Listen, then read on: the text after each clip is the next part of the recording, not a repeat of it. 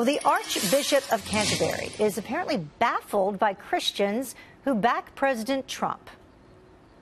I really genuinely do not understand where that is coming from. I think we can have different views on many of the issues he's raised. I don't understand it, is the simple answer. Well, white evangelical Christians have been a key part of President Trump's base, with 80% of them voting for him in 2016.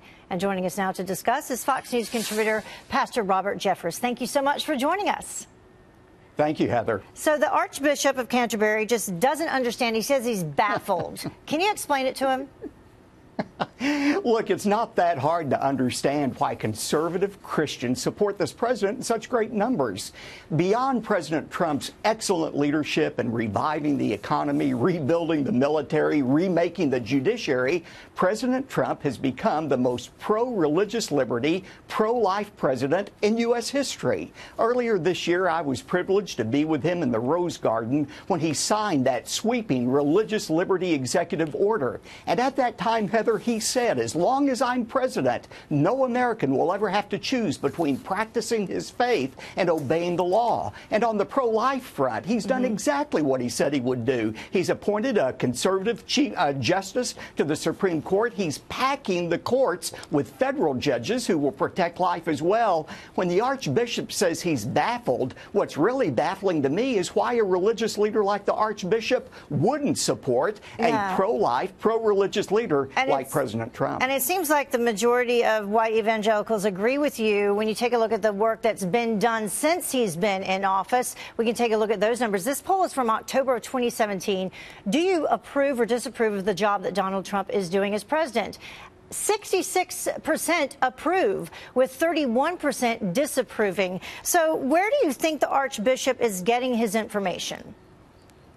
I think the Archbishop is accessing his own personal prejudice here. That's why he is so baffled. You know, when you read his comments in totality, he seems to feel like he is morally superior to President Trump. That's what it is at the heart of this. And he reminds me of the religious leaders Jesus condemned when he talked about religious leaders who have a self-inflated view of their own righteousness and look down on others. Look, all of us are sinners. We all need a Savior. That's the heart of the Christian message. You would think somebody like the Archbishop would understand that. Do you think it's also a case of misinformation being put out there across the world by the mainstream media? When you look at the headlines, you don't see the headlines about that you just mentioned at the top of the segment, all of the good things that are going on.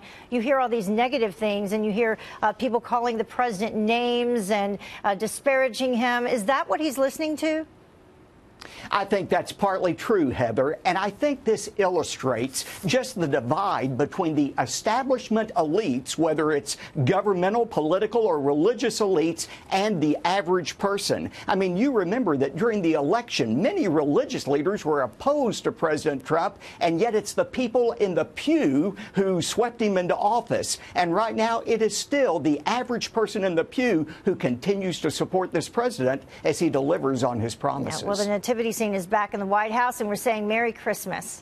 Pastor, thank you so much for joining us this morning. Appreciate your insight.